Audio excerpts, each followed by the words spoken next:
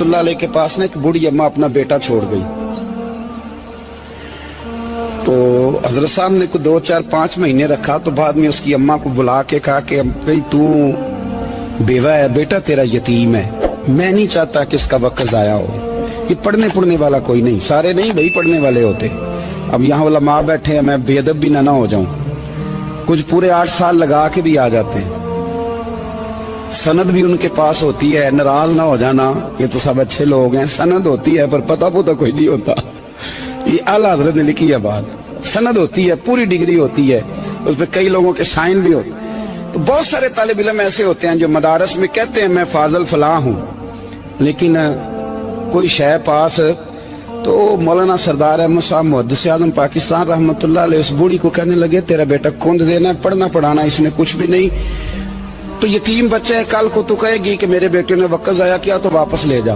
बूढ़ी अम्मा रोने लग गई, कहने लगी मैं पढ़ाने तो नहीं लाई थी, मैं तो आपको रब का वली समझती हूँ, मैं तो नौकरी कराने लाई थी, नौकरी। हजरत अनस बिन मालिक कहते हैं मेरी अम्मा भी हुजूर की बारगाह में दे गई थी, हुजूर की बारगाह में। ये नहीं कहा था कि या रसूलल्लाह पढ़ा दें, हाँ हाँ मैं जिम्मेदारी से बात कर रहा हूँ। ये नहीं कहा था हुजूर मुजाहिद बना दें, ये थोड़ी कहा था कि या रसूलल्लाह सल्लल्लाहु तआला अलैहि वसल्लम से मुफस्सिर, मुहद्दिस, मुहक्किक, मुफ्ती बना दें।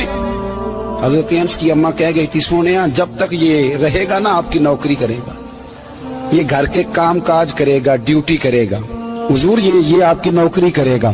तो मेरे महबूब ने फिर दुआ कर दी, अल्लाह इसे बरकत अता फरमा। तुम समझता है खिदमत वाला खाली रह जाता है? जितना जायका खिदमत वाले को मिलता है, जो उसके नसीब में आता है, वो किसी का नसीब कहां भाई।